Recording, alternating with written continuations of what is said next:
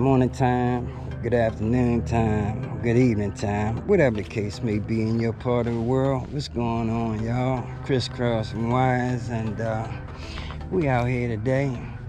Pretty nice day. In fact, I haven't been out in pretty much 2 weeks, man, because the weather has just been up and down, up and down. And man, like I said, I just been tied up with some other things, so had to take a little bit of a break, but we about to get right back at it. Unfortunately, the last time I was riding, I had a little incident as I was doing draggy times with my draggy device, which is a new device that I had just got, and I lost the damn thing. So I had to turn right back around and waste some more money and get another one. But anyway, I did make the right choice this time, and I got the updated model, as the last time I just got the old original version. So this one is supposed to be the updated model. I don't even know what the new features are, but whatever. Why not? Being as though I had to suffer the consequences and buy another one of these damn things. I'm gonna make sure it don't come off this time, because I just had the damn thing strapped on with a wire tie, being lazy, and didn't mount it the right way, and some kind of way in one of them little bumps, man, that thing came off the bike. But we're not gonna have that this go around. And for any of you guys that's not familiar with Draggy, Draggy is a GPS device that will give you your acceleration times and speeds and everything. Yeah, is pretty supposed to be the most accurate system there is. I think I should put it where I can see it. Cause yeah, the last time I had it strapped up there and the damn thing fell off. But also I have a phone that has a magnetic backing that I could probably use this piece on as well. So anyway, all right, but back to this device. Now, I was using an app prior to this called Drag Racing app. That was an app that I downloaded onto my phone, and that uses, you know, the phone's accelerometer and GPS satellites and all that too, to do basically the same thing, but nowhere near as accurate as this is supposed to be. That doesn't really seem strong for a magnet, but yeah, I guess it ain't going nowhere, but I'm gonna have to do something about it in that. But anyway, bottom line is this is just so we can get some acceleration times that are highly accurate. All right, because in the real racing world, this is what the big boys use. This is the only thing they will go on.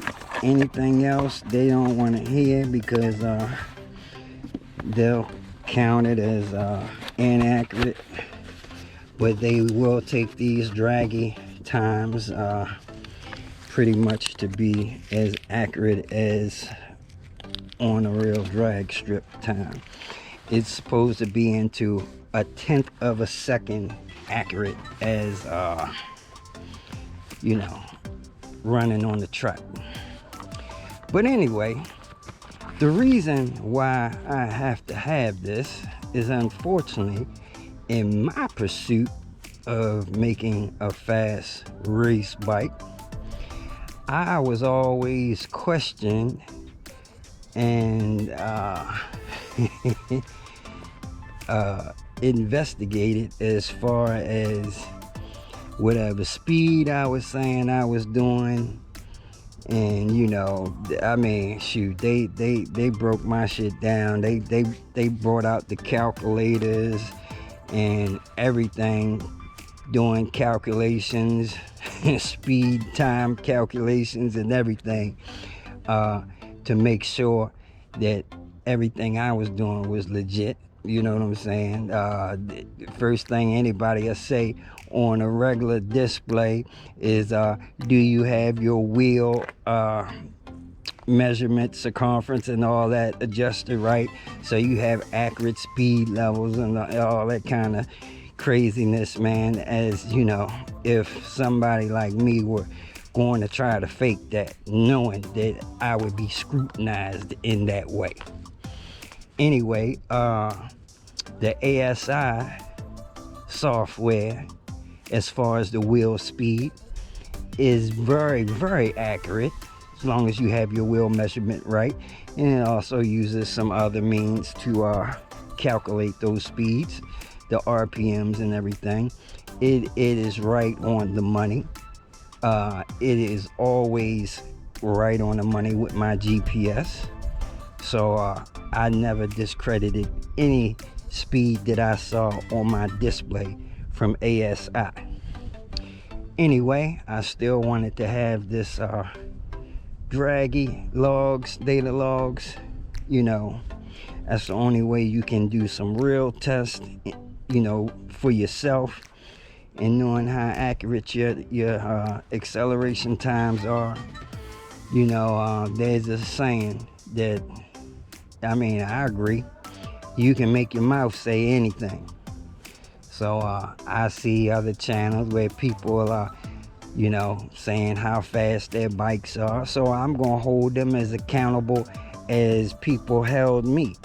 You know, show me the damn money. People wanted to see me hit those speeds on video and see my display speeds, see GPS speeds and all that. So, like I said, if you're gonna do this thing and you're gonna have a channel and you're gonna say how fast your bike is, you better have something to back that up. So, Draggy is about as accurate of a system as you can get. All right, so I'm gonna go ahead and set that up. We're gonna take a ride and see what it do. We'll be back. So there you have it. This is what the data logs look like from the Draggy app. You can also do a video a video recording of your run, provided that your phone is mounted in a place where the camera actually has a good view of your ride. Now, because I'm using my phone for my display, I couldn't do an actual recording of this run. However, I'm working on an adjustment that I will be able to use my display phone to do a recording of these runs. But anyway, like I said, there it is at the end of the day. Draggy, the official race time and distance hardware and software. Because let's face it, if you're gonna lay claims, you can make your mouth say anything. Peace. What it do, E-World?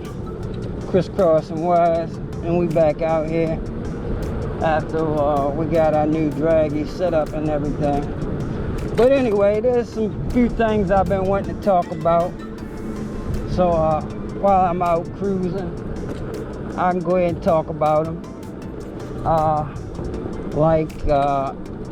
I'm pretty sure a lot of you guys have saw the recent footage of an Onyx catching fire during the group ride. But let me tell you, that's definitely not the first time that's happened. That's happened on a lot of occasions, a lot of times. But what I want to talk about is the reason why I pretty much think a lot of that is occurring. And you know, I've said on several occasions that I didn't have any problems myself with bypassing BMSs on the discharge side, you know, to reach certain power levels. However, you have to keep some things in mind when you do that. Now, that is not safe for all instances. Most of the time, if you have a decent battery, I mean, you know, a regular battery that comes with these bikes, or you buy with these bikes, like that MV Power battery that I have. I mean, it's a decent battery, but depending on the type of power levels you're running is whether or not bypassing is a safe alternative. Now, initially when I was bypassing my battery prior to this bike, I was running a Sabaton 72 150 that I had got unlocked, and instead of that controller maxing out at 150 DC line amps unlocked, I was able to get 250, a little better than that, but let's just say 250. And instead of 350 phase amps, I could get 550 to 600 phase amps. Now, bypassing that battery to do that wasn't bad at all. I mean, for the most part, you know, because it also will have a bearing, or it depends greatly on your usage. Now, I was doing it because I wanted to race, but at the same time, I also had to be mindful that I had a bypass battery, and then you got to be mindful of these things when you do them, that you have a bypass battery, and because you're taking it beyond its comfortable power level, you know, like I said, you got to be mindful of stuff that you're doing. Now, if you're going on a group ride, a long distance group ride, and you're pulling 300 amps out of a battery that's comfortably set up to, you know, give you 150 amps, yeah, at some point during that ride, that battery's going to overheat, depending on your ride. Now, if you're riding, you know, a normal group ride, you'll be fine. But if you're going to think you're going to max power that whole entire ride, dependent, you know, like I said, you got a controller that can pull double the amps that that battery should be putting out. Now, let's remember, these stock batteries have 18650s in them. Most of those 18650s, discharge rate on those is 10 to 15 amps.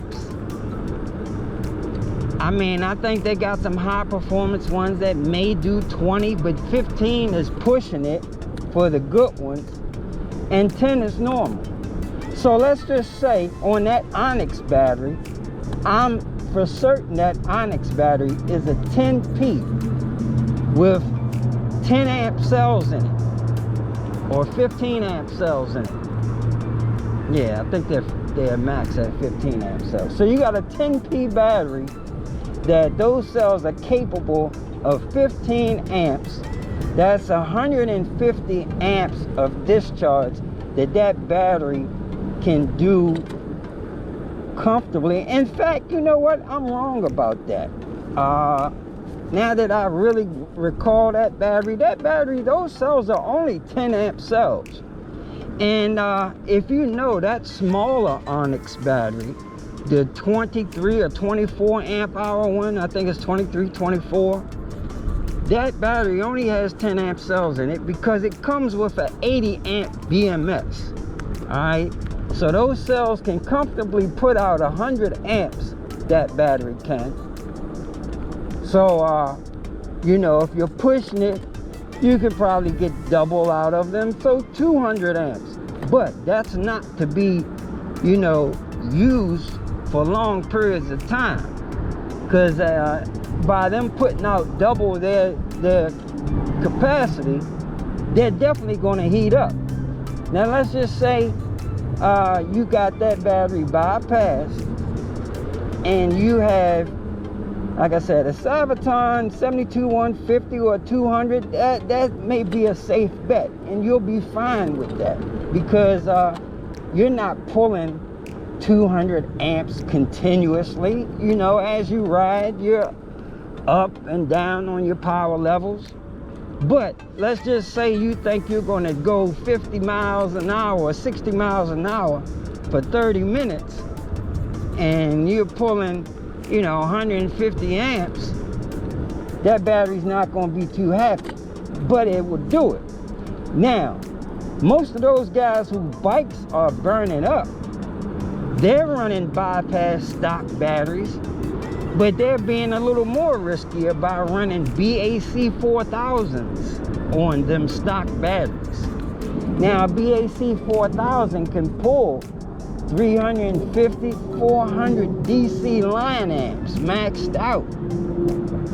So, just imagine if he's got a BAC on that bike pulling 300-400 amps out of a 100 amp battery, and he's riding haul-assing 10-15 minutes, you know, continuously in the summertime when it's warm and that battery's heating up.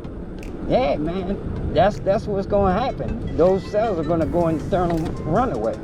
Now, that's why that doesn't happen when you buy high performance batteries, because high performance batteries have Mylar cells in them or some type of 21700 that can produce 45 amps apiece. Now, you buy one of them powerful lithium batteries or any of those good batteries out there that's a 10P, those batteries can produce 450 amps comfortably. So no matter what you're doing on that Sabaton, maxing it out the entire trip, you're good, because those batteries are delivering comfortable amounts of power and you know, no issues at all. You know, just like my battery, I got, my battery is a 14P with 45 amp cells in it. My battery can deliver 630 amps comfortably. So I can haul ass with this BAC 8000 cruising and pulling 200-300 amps continuously with no issues. But I'm not going to do that on a stock battery that's only capable of 100 amps or 150 amps. So that is what's setting those bikes on fire.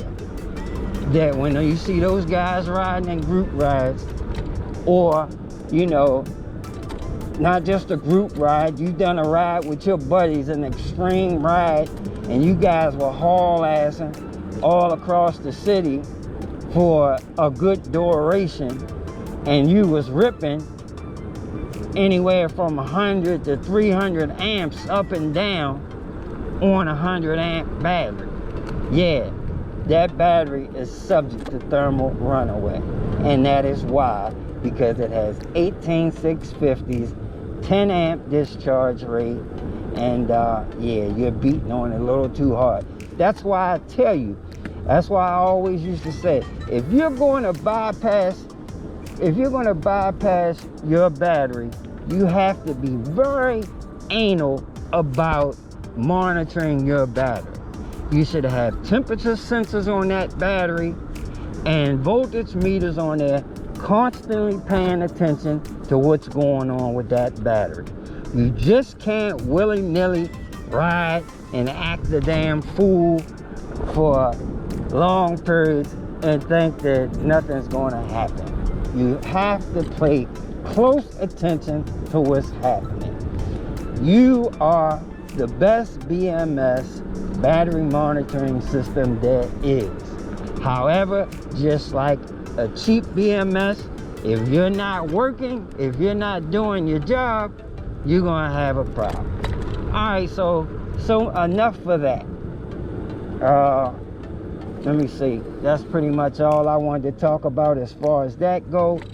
The next thing, I wanted to thank my man again, Eric Zeisler, for his contribution. I really appreciate when guys respect the fact that my time is valuable, and you know, they give me a tip. You know what I'm saying? I appreciate that.